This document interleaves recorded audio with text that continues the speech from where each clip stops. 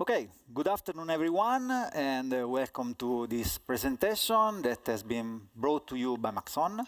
So first thing first, I want to thank them for inviting me and wanting me having this presentation.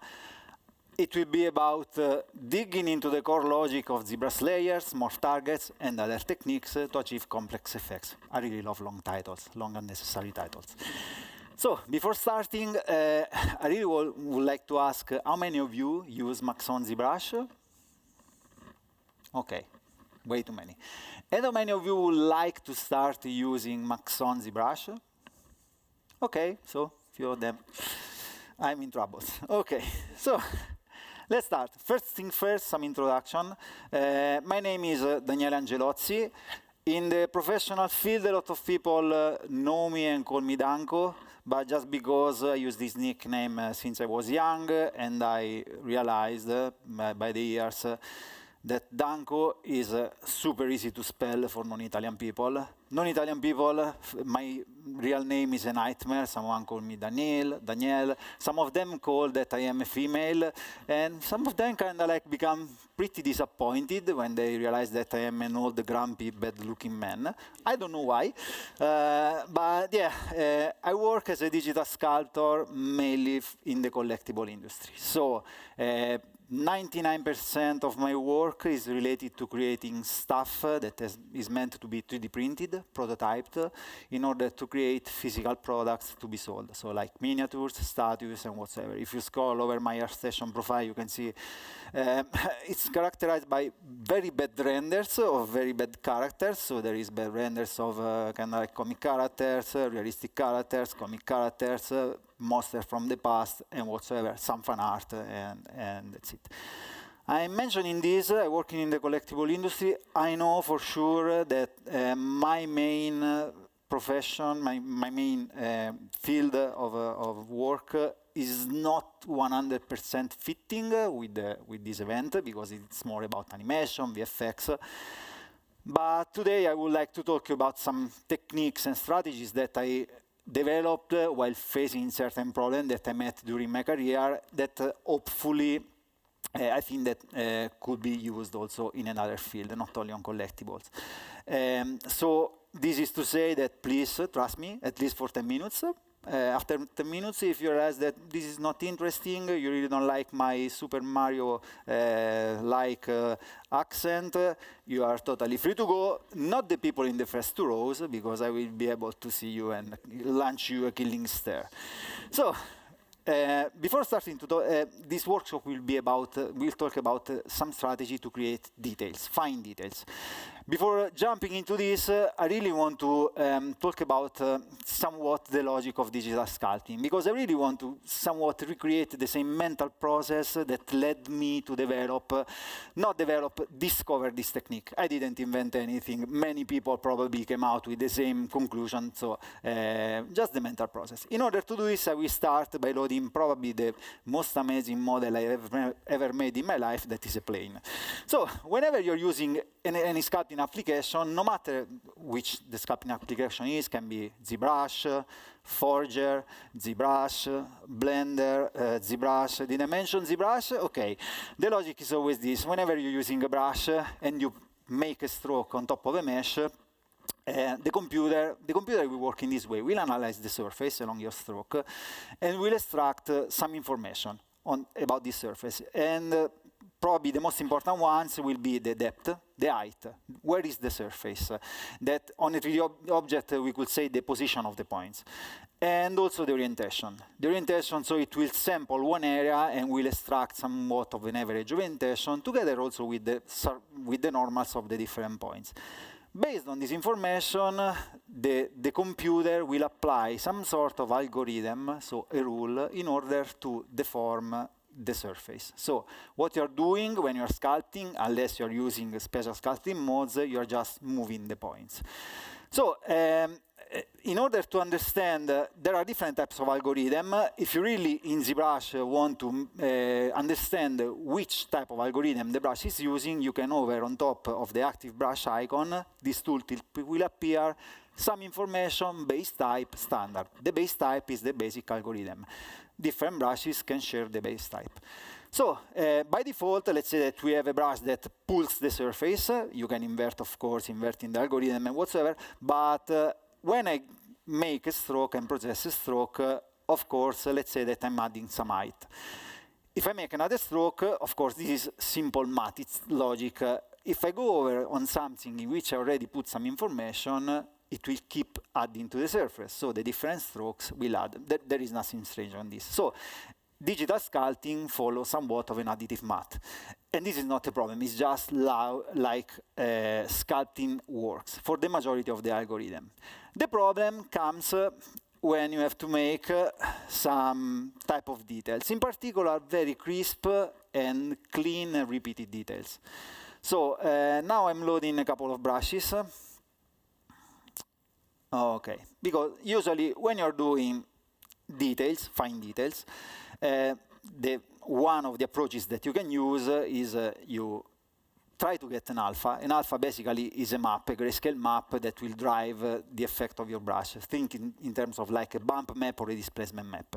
You can make it by yourself, by painting in Photoshop. You can extract it from ZBrush. We will see how we make it. You can kind of like manipulate the photo, or you can also purchase a 3D scan picture, so data obtained from 3D scan. So you take this alpha, you associate to a particular brush, usually a standard brush. You decide the stroke type, set up the intensity, and then, bam, start populating your object with details. The problem in following this approach, if you make skin and things that really benefit from being somewhat messy, it's okay. But when you want to have kind of like crisp details, this is one of the problems that you can meet. Because of the additive math, if you make stems that come very close, they overlap one on top of the other, in the part of the overlap, and this will be somewhat more visible if you activate the new preview AO. Here the detail will kind of lose like its cleanliness. If you look from the far, you say, oh, okay, I can live with that. No, you cannot live with that. If you make this job, you suffer for sure of OCD, so obsessive compulsive disorder. If you don't, you will get it. Believe me, it's 10 years that I work, and before I was not so obsessive. And also, if you work in VFX and you really want to make a very close-up shot, it will not work. There was a guy that once said, but motion blur kills a myriad of scenes, but let's say that you really want a very close-up shot, so it's not kind of a good strategy. Sometimes people tend to bypass this by, let's say, adding some sort of radial fade to the brush or to the alpha itself, so you can make the border fade to a certain level and then start creating this. No matter how hard you try, in the joining area, you will always have some slight overlap, but probably this is more workable and fixable. The only problem, the biggest problem for an OCD person like me of using this approach is that if I look from the far, even if I look from the far, and if you activate the ambient occlusion, it's more visible. The thing is that the details look like patched. You can see areas that are stronger and areas that are less strong, and so this is not a cool way. Now, it would be good in order to bypass this problem. I want to jump back to my amazing presentation made in PDF, but I'm using just this to drive myself and remembering what I have to say. If from this 1 + 1 = 2, that is the normal additive math, we could switch in a certain way to an if-then condition. So put ourselves in a situation in which we say, okay, I'm putting some detail, some height. Let's translate in simple terms, some height to my surface. When I put something that is less, it will kind of like not show, because it's less. If it's more, it will take over and come out without showing some remnant of the previous detail. Now, this is the problem, this is the issue. There is the possibility to kind of find a similar situation. I don't know if you use ZBrush, if you have ever heard about a brush that has as base type a single layer, for which the layer brush is probably the most famous. The layer brush, by default, makes this.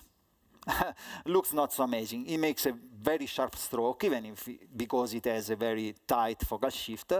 And if you go over the detail, the additive matte always takes place, because you can see that the detail will add on top of the other. So, and it also makes a lot of artifacts because it's very sharp. But the single layer type, for which there are different brushes, there are also the chisel brushes that are single layer type, work as an amazing feature when coupled with another ZBrush feature, that is the morph target. What is the morph target? You can find the morph target here in the Tool Morph Target tab, and you can store a morph target. Think about the morph target like a checkpoint, like you are saving the actual state of your object, the actual shape, the position of the points. So when you have the morph target, the layer brush, when sampling the surface, will not look to the actual surface. So let's say that now I have a plane and I have saved the morph target for a flat plane. I'm using always the plane to explain this idea, because it's easier if you think in terms of heights. So the flat plane is 0. Now I'm adding some detail, let's say 1. But if I make another stroke, remember that the layer brush is looking at the 0 level. So even if here I have some detail, the layer brush will look that was 0. So I will put, let's say, less than 1, but where is 1, it will not take over. So this is a cool way to start creating layered stuff. So with this information in mind, I will for a second, no, I am not deactivating the ambient occlusion. So let me just perform something, some black magic. No, I will just morph back to the grid because I really don't want this smooth border. I will activate the symmetry and I will make some quick sculpting. I have a master degree in scale sculpting. I'm making a scale because I developed this approach and this strategy the first time when I had to create scales on a scaly monster. So I'm really going very fast. So the idea is that I really want to start thinking in terms of this if-then condition. If I think about a snake scale, snake scales are kind of like layered one on top of the other, one after the other, and probably this is because the tip of one scale is higher than the root of the following one. So I will try to create a detail putting myself in a similar situation. So let's look from the side, and I will make this tip a bit more. And let's say that I also want to make some sort of slight curvature here on the sides. Yeah, very nice.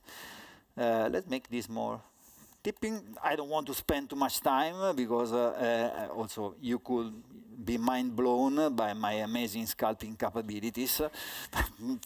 And now in the latest releases of ZBrush, they have kind of like uber simplified the process of creating an alpha. If you have a plane, you can go here in the alpha tab from mesh, and this pop-up window will appear. You can also zoom to maximize more the space for the alpha. You can change the map size, give it OK, and job done.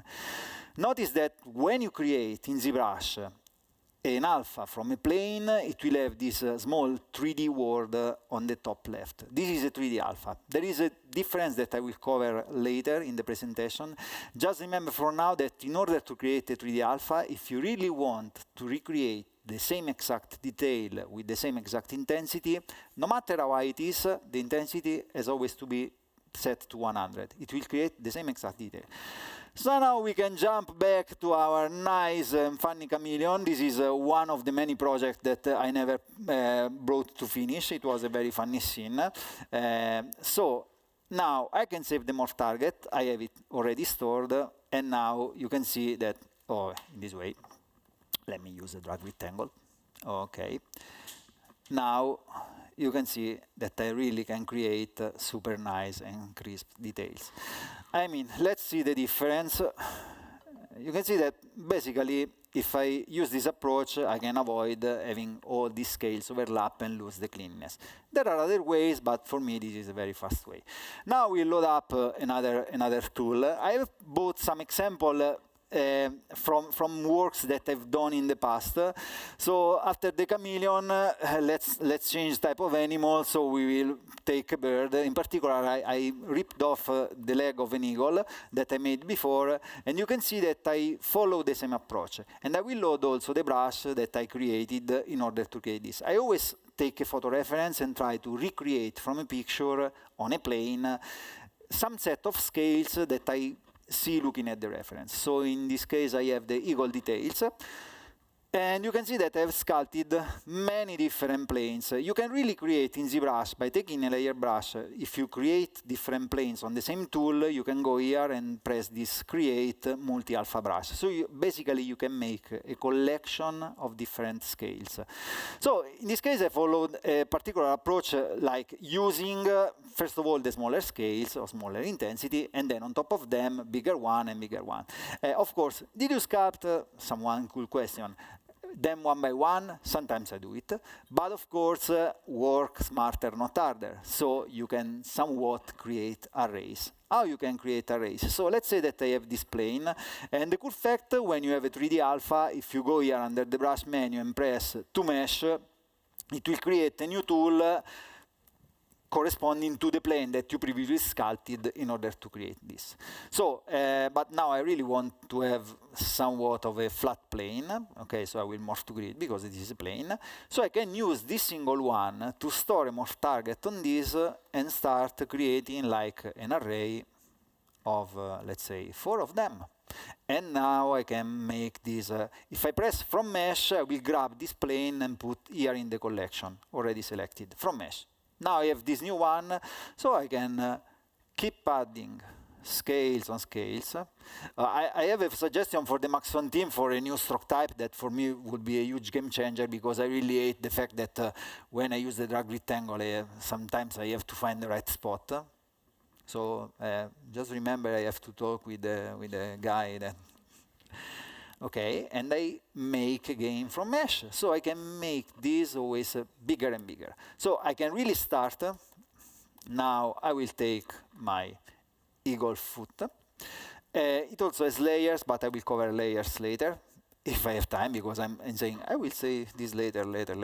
I didn't also forgot to launch the timer because I really wanted to check. So I can start by using this in order to populate the measure areas, and try not to make them overlap too much, because the overlap will not take place, but probably some scales will be kind of like cut in half.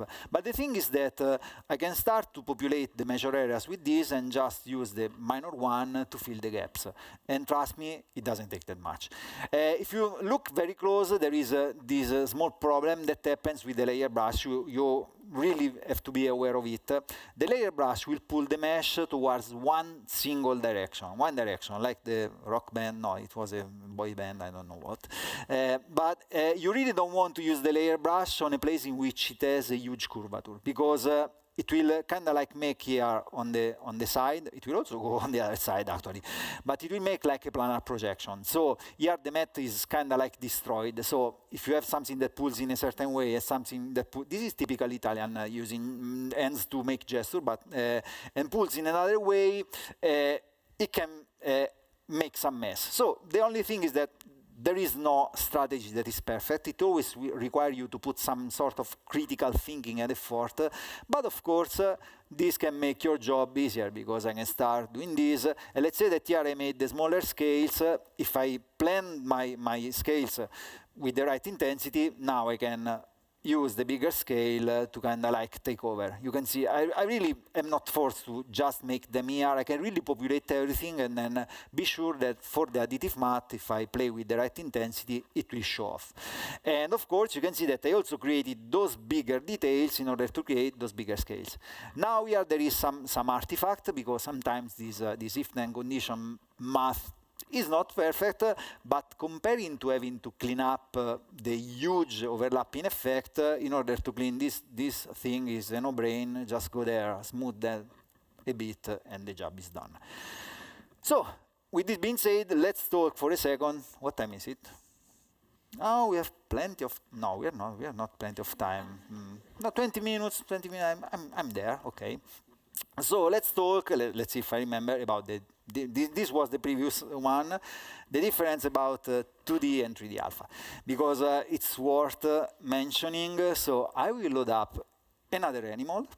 This presentation is full of animals. I just realized today when I repeated the presentation for the last time after 1 million times, and I will load the corresponding brush that should be, of course, the whole feeders. Now, in ZBrush nowadays you can basically extract an alpha. I have loaded also a feeder from any type of mesh. So I can take a sphere, model like a feeder, and put like I want. So always, I really want this to tip up, if I really want to have this sort of overlapping effect. And then I will put this in the screen. With some collection, I will go here and press this from mesh. OK, the pop-up will happen, and I will create an alpha. Notice that this is not 3D. Now, the 3D alpha can be only created with a plane. The difference between the 2D alpha and the 3D alpha is basically an image that is a bas relief. On the parts that are beneath the image, the mesh will kind of like be displaced like straight. So like that. So let's take our roll. We have the morph target here, and it make bam, like this. And it's not so good looking, but again, of course, here I have a very huge intensity.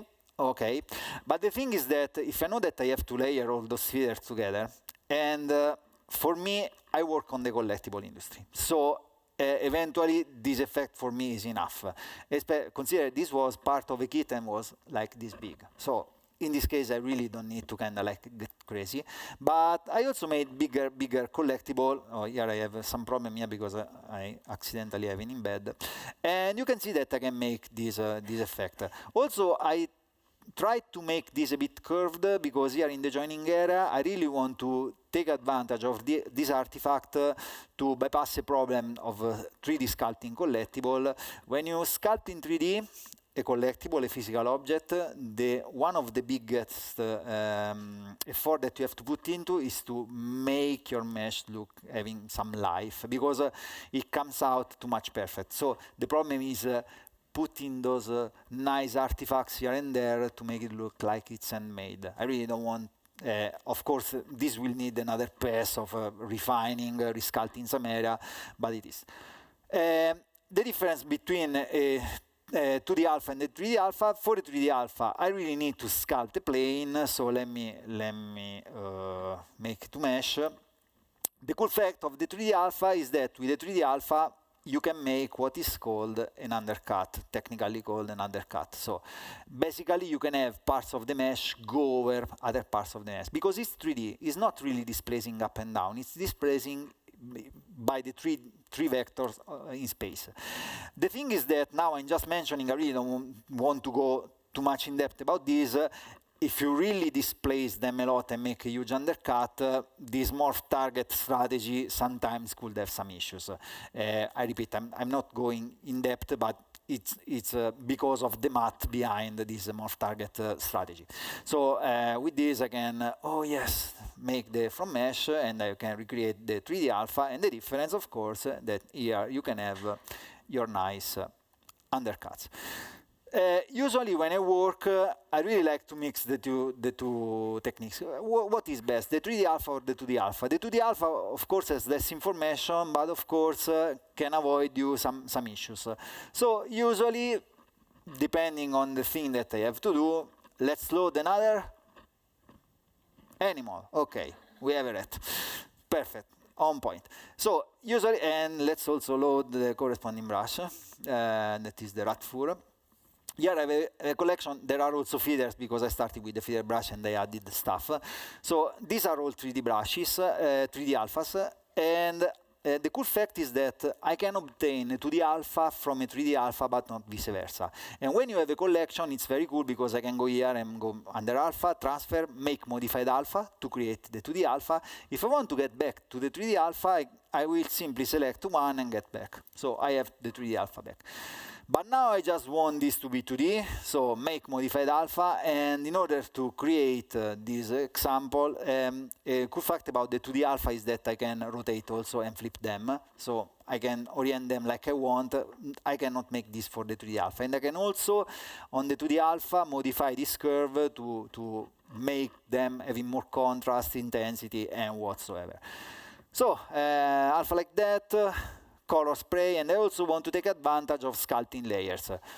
Do you know what are sculpting layers? Of course, no. Otherwise, you should. Okay, think about the sculpting layers. They are.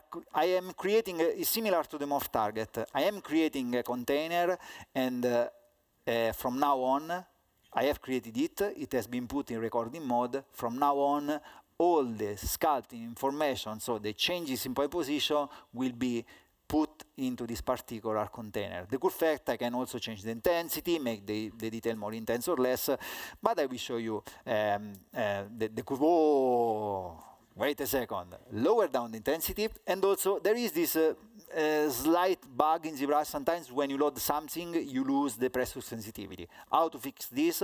Jump outside of ZBrush, click somewhere, and get back. But I think that Maxon guys made this on purpose because they want you not to spend too much time continuously on the software. They remind you, take a break, because it will be good for your health. So, okay, now I've made this color spray mode because I really want to spray those instances. Let me also activate the dynamic, dynamic size. Okay. And with this first pass, let me also lower down a bit the intensity and lower down maybe also the flow, like that. And I can really start to spray. I repeat, I really want to kind of like not make this mesh look perfectly regular. So, of course, I'm trying to get from my memory and my mental library the overall direction of a rat fur. This is a very sewer rat, so it's bad. And we could also zombify him. No, it was the argument of the workshop of yesterday by my friend Davide. So he made a zombie. Next time we will join the forces and we will make a rat zombie. Now I can create another layer, and on this layer I can maybe put, maybe change the stroke type. Let's put the intensity back to 100, because this is a 3D alpha, and I can make these small tips here and there that will somewhat break up the silhouette. Okay, now there is a problem. Let's say that this rat has a huge problem because his partner cheated on the rat. I'm not using pronouns, so it is the same if he is a female or a male. And so in order, you know, when you somewhat are sad because you are cheated on, you start to go to the gym.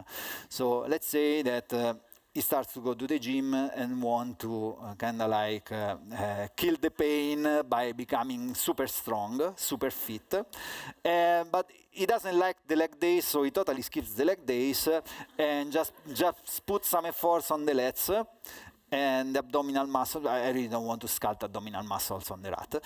Okay, so let's say that he's on steroids. He also kind of found out that there are those substances that, not the Adobe one, but some substances that really can help you. And let's say that now I've changed the shape, and I really want to keep sculpting this. The problem is that, remember, the morph target is the skinny version, the pre-cheating version. So if now I try to create a stamp here, the thing is that the brush look at this shape. So this shape is very sunk on the mesh. So the thing is that if I try to make a stroke here, the stroke will not appear. So let's de-steroid this guy, but just for a second, because I will recreate the layer. I'm a very bad guy, but I will make this change by putting those two layers invisible. I always put in my layer system layer, if I use this approach, in order to change the overall shape. I shut off for a second the finer details.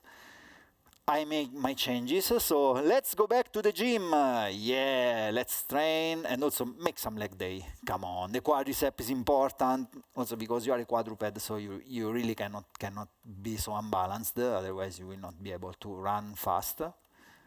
Okay. let him also develop some hernia, like this, okay. And now, remember, I have the morph target already still the skinny version, but I can delete the morph target, I can delete, and I can store a new one corresponding to this. This is the smooth version. So if now I reactivate this layer, it's like I resculpted this, because I have put again some information, but the morph target is a smooth version. So now, if I go into rec mode and keep doing my work, this if-then condition math will always take place. So I can keep doing my work in a smooth way. This is a good strategy. Another way of creating a general pattern, of course, if the detail allow us. Now we load not another animal, but the same animal of the beginning, because life is a circle, and now we are jumping back to the beginning. If you are allowed, the type of detail allows you to do it, let's use a tilable map in order to create a general pattern. How can you do it? You activate the layer, you go under the surface noise. There are the guys today that talk about the noise, but my noise is something that I really cannot rely on procedural noise if I have to create scales. It would be cool, but I cannot. But of course, I will drive a noise via a tilable image. Oh my God, with UVs. UVs given very quickly. I use the UV master inside of ZBrush, and it made a good job, because this is the very first laying down of the pattern that I will later change. So I will give the OK. When I'm using the morph target approach, I really don't want to apply the noise, because the noise will act as a displacement map, pulling some parts of the mesh outside and some inside. I just want the mesh to be pulled outside. So what I'm doing, I'm masking my noise, inverting the mask, and inflating the part that has to go out. So let's make this kind of like strong.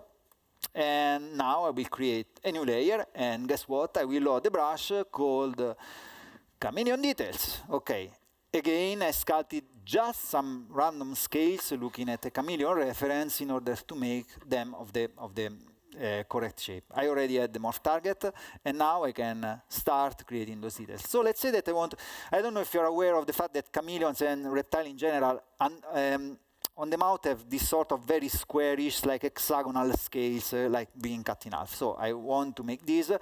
Problem is that this stamp goes on the other side, so someone could say, oh, no problem, I will hide part of the mesh, but you cannot, because if you use the morph target, you really need to have the mesh all visible. I'm also mentioning some problem that you can run with this approach. But I, of course, can use masks, so it's really not a big deal, because I can do this, and I can make the stamps. And now I'm really quickly, but not so quickly, showcasing you that this process can be, if you think about this, time-consuming. But the very first thing, now, can you perceive that when I'm about to say a very serious thing, my tone like changes? Yeah, I would like to say that I took theater classes, but it's not. It's kind of like a natural talent.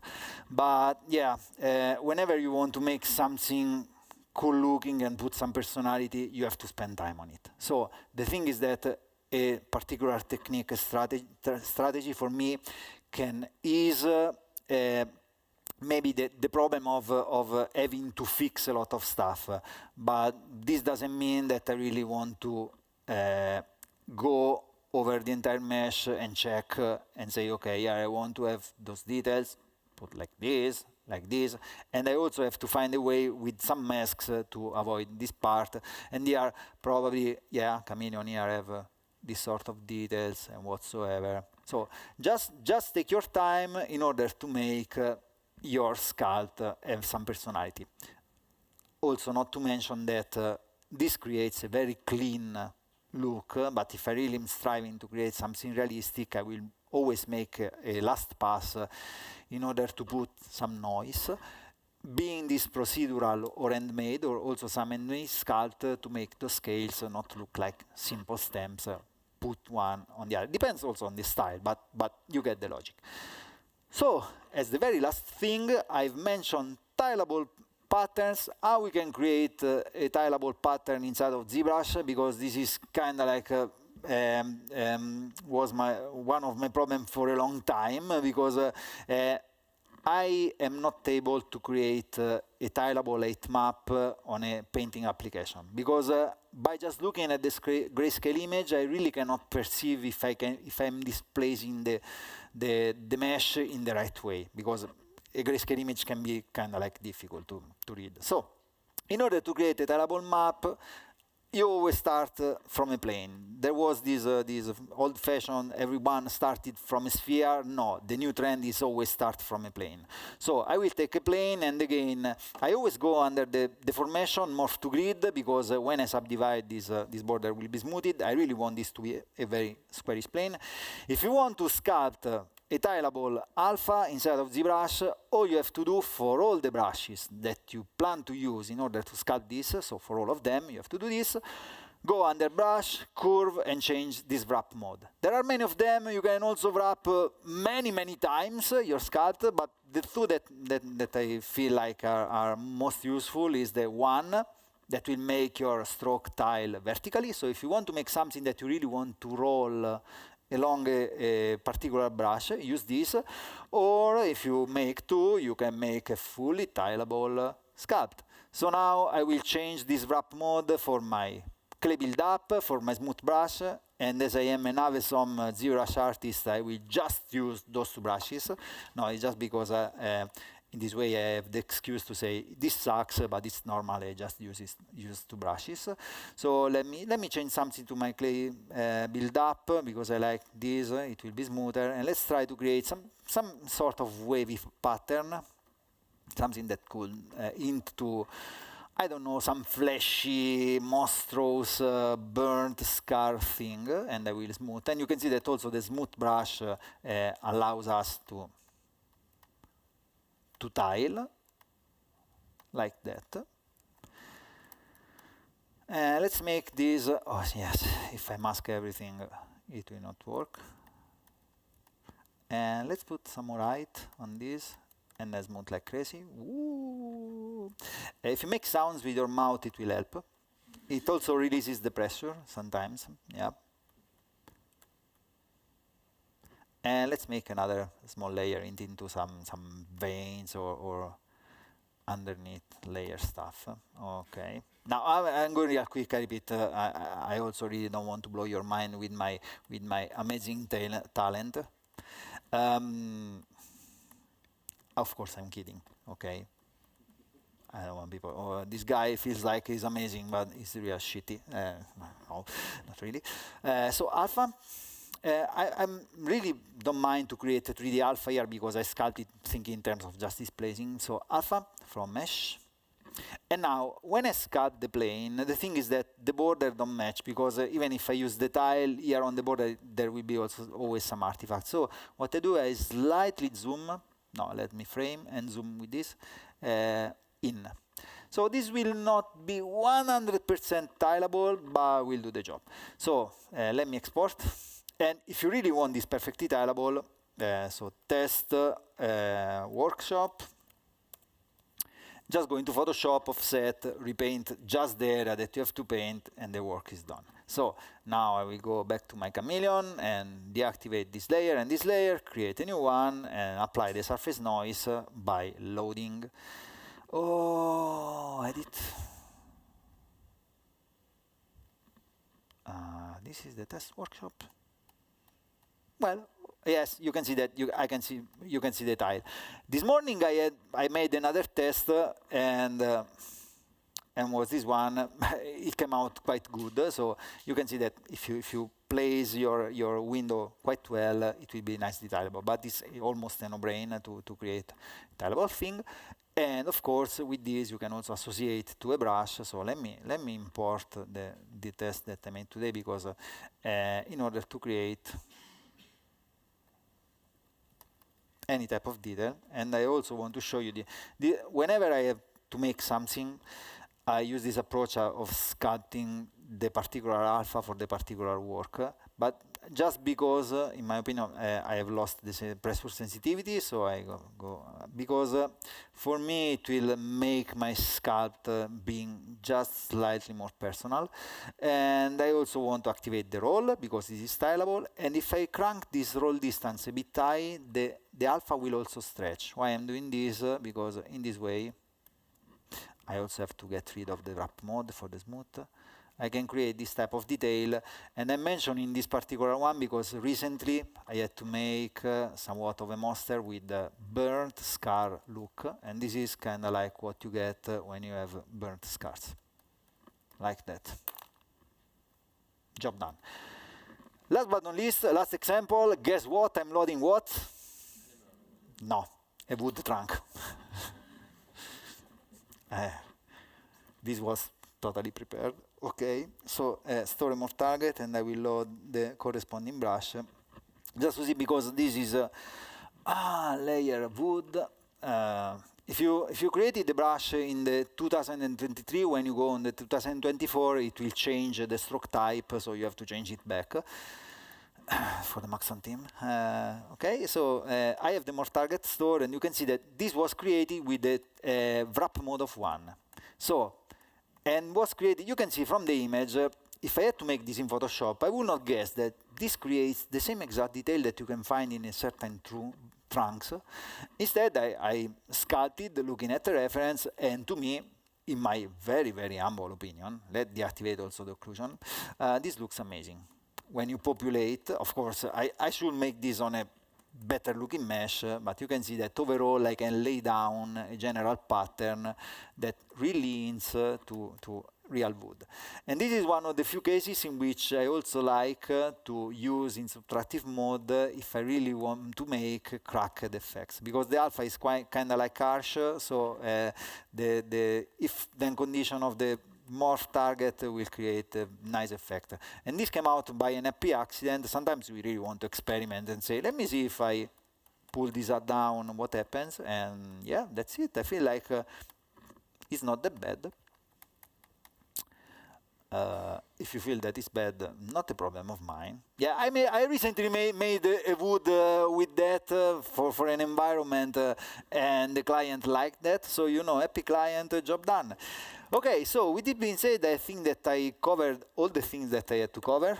Oh, I made perfect in time, because, no, 2 minutes before, oh, I was too quick. By the way, I mean, yeah, I really want to leave you with this consideration. I mean, this is a strategy.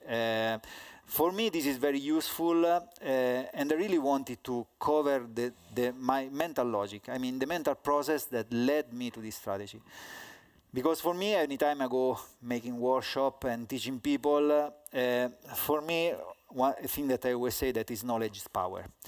I mean, we really want to understand what we are using. Because this is the only way that we can take a technique from another person and bend this to our need in order to make perfectly what we want to make. This kind of also relates to a hot topic nowadays. I mean, there are a lot of people complaining about AI. AI, I'm really not pro nor versus AI. I really feel that it should be regulated nowadays, because we are in a stage of a no man's land.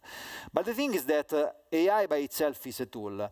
AI can create somewhat nicely looking things. Also, they look amazing to a non-trained eye. But if you don't have full control over AI, it's useless. I mean, I'm not so worried about AI, because until we will not have the capability to kind of like train the prompts in order to say, we really want to make changes. That is the situation that happens when you have clients. Clients ask changes, and you have to reprompt, maybe also diverging from the initial result. This is not a big deal. So, and this relates to any technique. I mean, you really want to use something having clear in mind what is happening beneath. Because this is the only way, because I repeat, I use this technique I developed for scales, then I used for fur, then I used for feeders, then I realized that I also had the better way of doing feeders. I made an eagle once using 10,000 meshes, but it was a very fast process, because when you get into the logic and you develop a process, I mean, also placing them one by one, it was not that difficult, it just takes time. But I mean, Leonardo, it took him 16 years to paint the last dinner, so it's just time and effort what makes the difference. So with this motivational end part, I finished. Thank you again for being here. The room is filled, so I will take a picture in a second. If you have any question, you are totally, I'm totally glad to not be able to reply to your questions.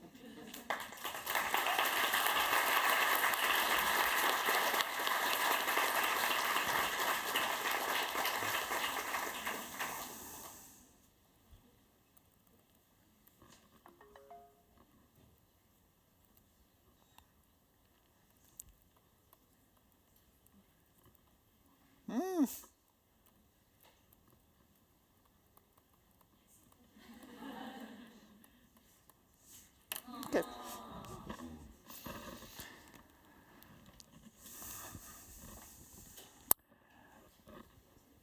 I'm a too good speaker, so there are never questions because everything is super well covered.